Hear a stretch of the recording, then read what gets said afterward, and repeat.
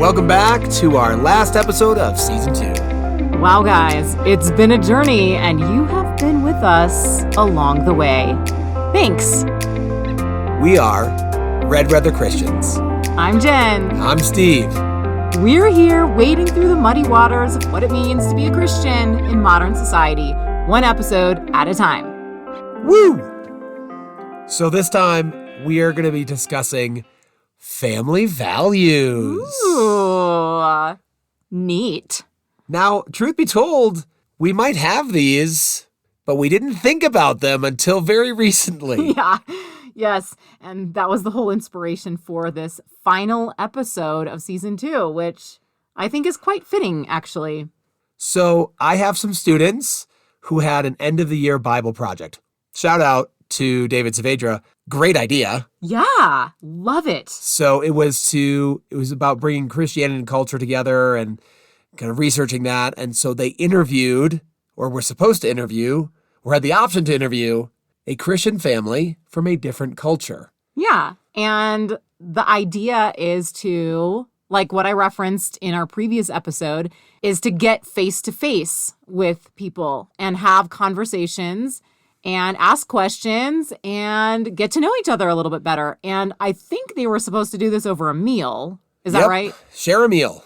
Yeah. So we had 2 sets of students come over to our house for dinner, 2 different nights, and it was great. Technically lunch and then a dinner, but yes. Okay. You know, the details don't matter, remember? Yeah. I don't know. This is what I miss about teaching is the relationships with the students. So it was really nice for me to hang out with some teenagers again. So their first question, or one of the first questions, was, what are your family values? 3 family values. Yeah. And I mean, Steve and I don't often feel put on the spot, so I wouldn't say that, but it was kind of like, oh, okay, let's go. Here we go. Let's figure it out. Let's pick 3. Because of course we have values, but we haven't spelled them out for ourselves or for our kids that we know of. Right. We never sat down and wrote them out or something. We don't have them stenciled on our wall above our dining table. Yet. Please no. Anyway. As for me and my house, we will serve the Lord. I like that one. I do. I like it too. But we didn't have it stenciled out yet. My grandparents in Tennessee always had that on their wall. Not stenciled. Come on now. Let's not get crazy. It was just like a wooden framed. Was it knit? No, it wasn't knit. It was just written out, but it was framed and it was on their wall. It was nice. Pretty sure somewhere in my family there's a knit version of that, courtesy of my grandma. That's sweet. Anyway, we were put on the spot. So one of the things that comes very naturally to us when we said, love. Yes. Yeah, that was the first thing that came to our minds was, well, definitely a value is love. Hello. That's what we love about Christianity. Yeah. I mean, love, there are so many things to talk about with love, but the idea of training our kids that love is a value that we have in our family. That means love others. That means love each other. That means love God. That means love His creation. Right. And if you don't get our ministry updates, we tag every one of those with 1 Corinthians 16:14, do everything in love. Yes. How apropos. Indeed. So that one is the easy one. So we're like, yeah, of course, love. That's great. All you need is love. And then we go into song and dance, and that was the end of that conversation. Dog and pony show. So I brought up probably the next 2, but that we kind of fleshed it out together. The second one we value most is justice. Yes. And again, this one encompasses so much. The first thing that I think about when I think of the word justice is social justice, and that kind of intertwines with love too, as far as loving others, is having social justice as a value in your family, making sure that people are treated the way they should be treated. And then that reminds me of the golden rule of the Bible. Oh, not Aladdin. Not from Aladdin. No, we've probably done that before. Yeah, I'm sure we have. Whoops. Do unto others as you would have them do unto you. And that plays into social justice. and trying to make our world a better place, a place that is fair to everybody. And as Christians, recognizing that it is not currently that way. I think some people really do think that it is, that everyone's treated fairly at this point in the 21st century, and if you think they're not, it's just that maybe they're lazy or they're not pulling themselves up by their bootstraps. And we want to teach our kids that that is not necessarily what's happening, and that we might need to take a role in propagating social justice and making sure that policies are fair for everybody and that people are getting treated well. So we also told them, although we didn't have specific verses stenciled on our wall. No, we did not. That these are biblical truths. And so one of them you could find here about justice in Micah 6:8 is, He has shown you, O mortal, what is good. And what does the Lord require of you? To act justly, and to love mercy, and to walk humbly with your God. I feel like another family could have those three aspects right there as their family values. Stenciled? Of course, stenciled. Okay. Or some sort of sticker applique. Right. But the idea is justice. There are some other verses. You might remember a famous one from Jesus speaking to the Pharisees in Luke 11:42. It's one of the many woes to the Pharisees. Whoa. Woe to you, Pharisees, because you give God 1/10 of your mint, rue, and all other kinds of garden herbs, but you neglect justice and the love of God. You should have practiced the latter without leaving the former undone. 10% of their mint, rue? Come on. What was it? Yeah. Mint, rue? And other garden herbs. Oh, mint, comma, rue. And there should be an Oxford comma after rue. And other herbs. Anyway, they were tithing, but they weren't acting justly or fairly to the people. That's a no-no. So we go back to the Old Testament for this next one about justice. This is in Zechariah 7:9 and 10. Administer true justice. Show mercy and compassion to one another. Now I'm going to read verse 10 very clearly for you. Do not oppress the widow or the fatherless, the alien or the poor. In your hearts, do not think evil of each other. Wait, so aliens from outer space? Or what does that mean? Well, because we have to allow for biblical inerrancy, I suppose that extraterrestrials could be included in this. Okay. E.T. phone home. And by aliens, we actually mean foreigners. I'm sure some translations actually have the word foreigner as opposed to alien. Right. Again, we are reading from the NIV version. NIV version? NIV. We are reading from the NI version. Right. Fantastic. We are reading from the New International Version. Super. And one that we actually used in a conversation about ministry. So Christians are asked to do ministry, to evangelize, to work with Christian organizations. And a lot of times what happens is they are asked to sacrifice their time, their money, their well-being for the ministry. So think about that idea of sacrifice. Not a terrible thing. We do it in other ways, maybe for our own kids or family. But the Bible is very clear, if that's possible. In Proverbs 21, verse 3, to do what is right and just is more acceptable to the Lord than sacrifice. I feel like you used that verse at our first place of employment. Yes, I did, and I have it written in the margin that I did. Oh, wow. And I realize that sacrifice here might be meant as a burnt offering, like a bull or a ram or a goat or something. But the word comes through as the same, and some of what we do with our lives is similar. Didn't at your last faculty meeting they ask you to sacrifice a bull? Right. I said, well, I think what we might need to do is something right and just instead of that, because the Lord wants that. How about I just, enter my grades correctly into the grade book and... Right. So we value justice. And we didn't explicitly form this together until these students asked us. But then pressed for a third one, I said that we want our kids to value excellence. Oh, this is such a big one, such a good one. Excellence in everything, in all areas of life. And for us, excellence means And just thinking about this podcast and some of the things that we've talked about, the issues we've brought up or discussed, is trying our best to have a conversation about truth and getting to that point. We want to do our due diligence in everything, and that is including our Christianity. So excellence to us means not only reading the Bible, but reading other pieces of literature. Maybe for us, it means moving to another country to get a bigger, broader, better perspective of the human condition. Excellence also could mean doing a good job cleaning your room, doing your homework. Just doing your best. It doesn't have to be necessarily better than someone else, but it better be your best. And so there are a couple of verses, 1 Corinthians 10:31 and Colossians 3:23 say almost the same thing.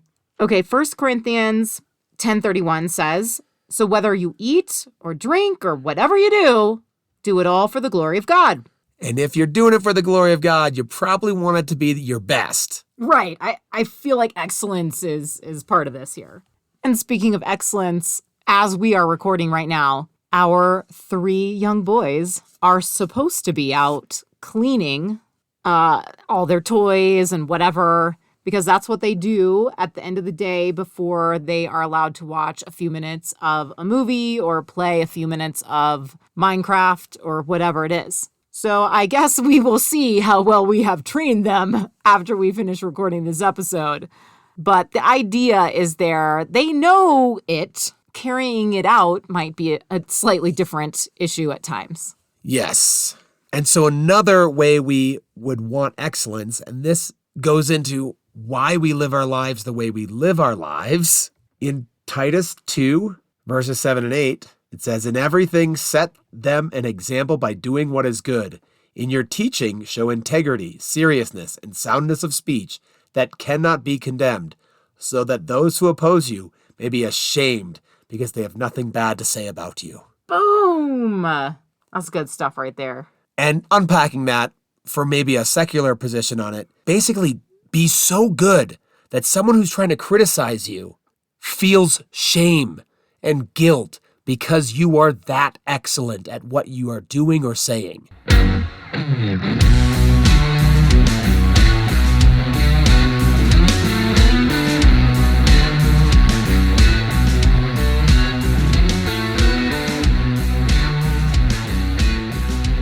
So we kind of got that part of the conversation underway or out of the way with these students. And yeah, I thought we did pretty well for kind of being put on the spot there. Love, justice, excellence. But there's always, for us, now especially, being in a ministry position or being in a missionary position. Whoa! That we have a little trepidation answering some of these questions as honestly as we would want to. Because I don't know if it's fear, but we think other Christians don't think we're Christian enough. Oh, definitely. Yeah, I mean, I have a quick anecdote for that. So I have some relatives in Nevada. We're going to visit their church and speak at their church because their church supports us financially.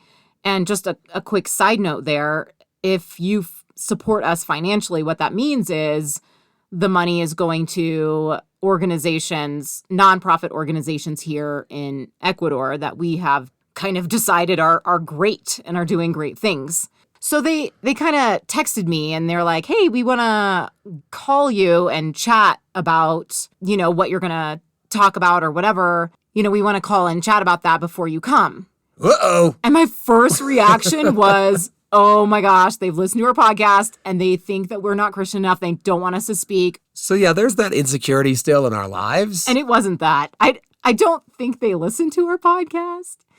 Maybe they do. And they still think we're good enough. But yeah, that was my gut reaction.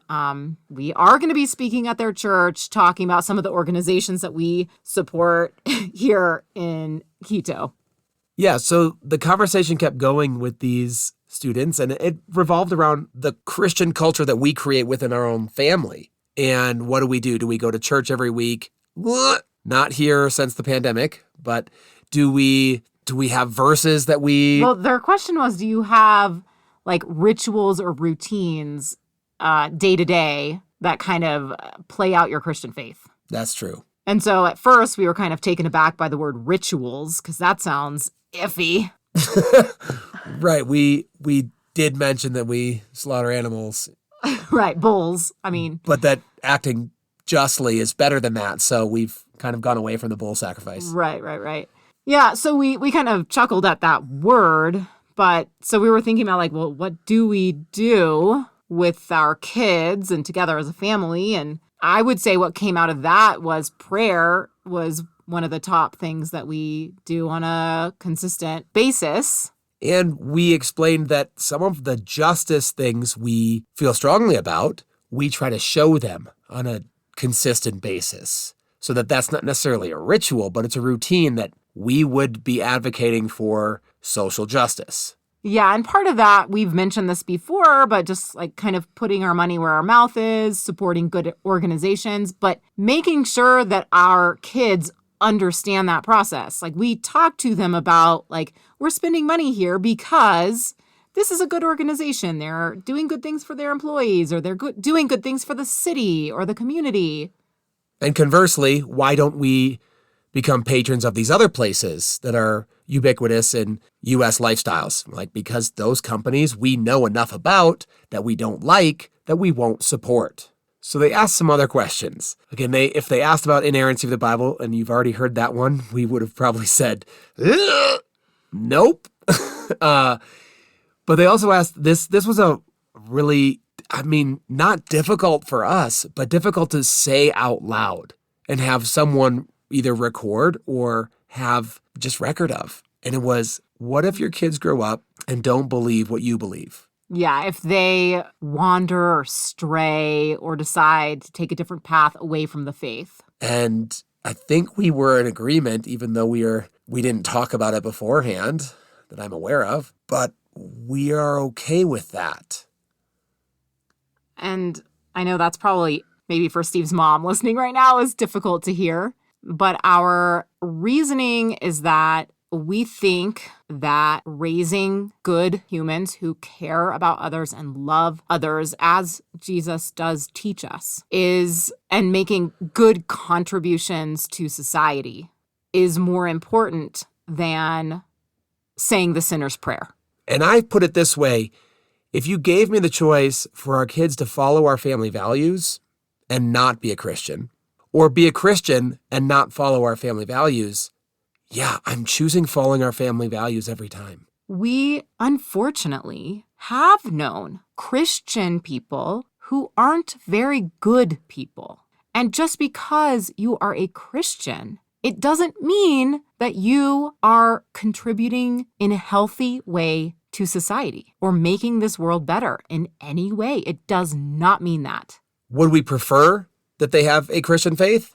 I think so. Yeah, we think that there are some really wonderful things about following a faith and believing in a powerful and loving God and the spirituality that comes with that.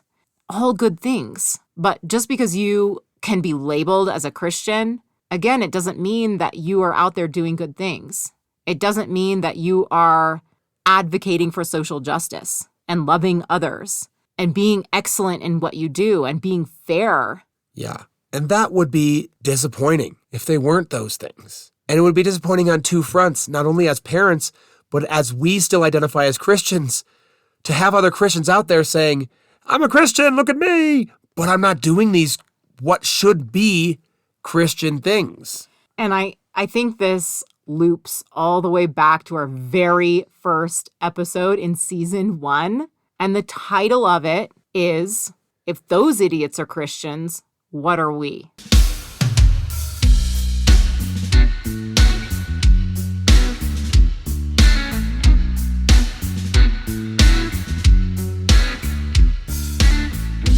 Okay, we're going to go back through our 3 values and give an example or two of how the value manifests in our lives and the lives of our children, or what we teach our children to do. So starting with love. Yeah, I feel like this is maybe because it came to our brains first thing. It is one of those things that's very ubiquitous. It's like love, love, everybody wants to do love. Everybody wants to do love. That's what I heard. That was a good sentence right there. No, but like if you're secular, if you're Christian, whatever religion you are, love is pretty central, I would say. Yeah.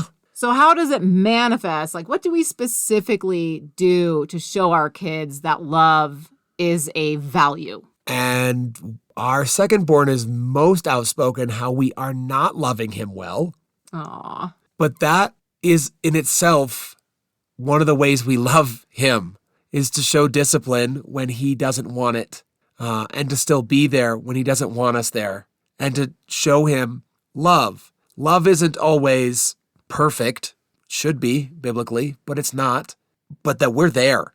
Yeah, I would say love doesn't leave. Example, I'm tucking our second born in. For whatever reason, he's out of sorts and he's thinking that I'm being mean for whatever reason, fill in the blank. If you're a parent, you just know these things happen. And sometimes there's no real rhyme or reason and he might have just been tired. But anyway, I'll tell him something like, I'm not going to read the book, the bedtime book, until you've calmed down, but I will stay with you. And I'm just like lying next to him on his bed, waiting for him to calm down to read the book and do our whole tuck in routine, which, if you're wondering, I can tell you what it is, because I think it's pretty great. He reads a book to me. He's 6, so he'll pick out an easy book, read it to me. He will pick out a book for me to read to him. And then I turn out the lights. He's in bed, kind of tucked in. I'll lie down next to him on top of the covers. And then I sing the Lord's Prayer. And then I pray. And sometimes I ask him if he has any prayer requests or praises, and sometimes not. Sometimes he prays, but mostly it's me. And then I put on the Magic Tree House that I have borrowed from the library through my Libby app on my phone. And we just play that for a chapter or two until he falls asleep. That sounds lovely. It is lovely. Wow, that goes together so well. Sorry, that was a long tangent, but maybe 2 of you are interested in that. So other ways that we show love, or that we hope that we're showing love, that they can see, is that they see we, Jen and I, love each other. Yes. And we want them to see us hugging. We want them to see us kissing. As gross as they think that is, they're going to look back on that in life and be like, my parents loved each other. I thought it was so gross. But they hopefully will never doubt that we love each other. Right. And that can be strong. That is good. And that is a way to treat your future spouse. Yes. So again, like modeling the behavior that we want for them, showing them hopefully a healthy, loving relationship. Right. And again, we do that in many different ways, but we also speak out loud about part of the family and part of loving is doing things for other people too. So when our oldest is complaining that the other 2 aren't helping clean up at all, we say, just that's love. We cleaned up for you when you were their age. This is love now that you get to show them. Yes, and that's not always understood, but eventually I think it will be. Like we repeat these things and sometimes they just want to be mad. And don't we as adults too? I mean, come on. Yes. And that brings us a different point, that our imperfections in even trying to express love as a value do happen. They hear us get frustrated with things that happen outside of the home, or if something happened at school for me, they hear that and it's probably not a loving tone. Yeah. But we try to still model behavior for them, even when we make mistakes. Yes. On to justice. What do we do to show this value in our lives? This is tough because some of the stuff we do, they don't understand or it's not clear to them. But like investing our money in certain places and we try. So when the students asked us about this, we want to make sure the students knew what we meant by justice and what we're doing, and hopefully what our kids hear or see us doing. One of those is the Bail Project. I mentioned this one specifically because it's not Christian. And while we support plenty of Christian organizations, we value the Bail Project's mission of justice so much that we want to support that. Right. I came across the Bail Project reading some article in the news. It seemed interesting. I clicked on the website. I read up on them. They have a video kind of explaining their mission and everything. But in a nutshell, they are working to help eliminate bail. And you might ask, why? What's the big deal about having bail? Like having there be like a price to get out of jail? Like you've done something wrong, right? And well, not necessarily. And the problem is that if you happen to have money and you're arrested for something, you just bail yourself out and it's no problem. And then you can just live at home. You can continue to work and you can continue to make money for your family and for yourself until your trial. But if you're poor, you just sit in jail until your trial and you are unable to continue going to your job and making money for your family and for yourself until your trial. Which, of course, puts a huge strain on someone who's already poor and makes them even poorer. And keep in mind, you go to jail when you are arrested, not when you are found guilty. Right. So if you have money, you just bail yourself out immediately. So the argument of, oh, well, it's keeping criminals off the streets, that argument is moot because it doesn't have to do with criminality. It has to do with money, 100%. Money. And so the Bail Project provides cash bail for anyone. They do not base their decision on innocence or guilt for that particular person or the crime. So they will help bail anyone, no matter the crime, even if you're like, oh, not the violent crimes, please, no. People have been wrongfully convicted and wrongfully arrested and incarcerated. And I feel like there's a little saying that we have in the States, and it goes a little like innocent until proven guilty. Except the bail system is jailed until proven innocent. So that's one way. We hope that they see other ways that we value justice specifically in their lives and in our lives. So our other value of excellence, how do we show that, Jen? So a specific way this manifests in our family is practicing. And that can be applied to sports or piano because our boys, well, the two older boys are taking piano lessons from a music conservatory that is literally across the street from us. And side note, we talk to our boys about these kinds of things that we're paying for them to go to piano lessons because we believe that a music conservatory in a city is a good thing for the city. And like, that's something that we would support. So that's just a side note, but a reminder of just like, talk to your kids, talk to your family, talk to your friends about what you do. It's good. Keep the conversation going. So with practice, we talk to them about how practicing the fundamentals is going to get them to a point of excellence. And reaching excellence isn't an immediate thing. So I know Steve talks to Asher about basketball and how just shooting isn't necessarily going to make you a better basketball player overall. Dribbling is probably where you want to really start at the fundamental level. And that might not be as fun to do as shooting hoops. And I tell Asher and Shade that when they practice piano, scales are really important. And oh my gosh, talk about tedium. I know this. I took piano lessons forever. But scales, it's fundamental. Chords, chord progressions, all these things aren't necessarily fun, but they help you get to a point of being able to reach excellence.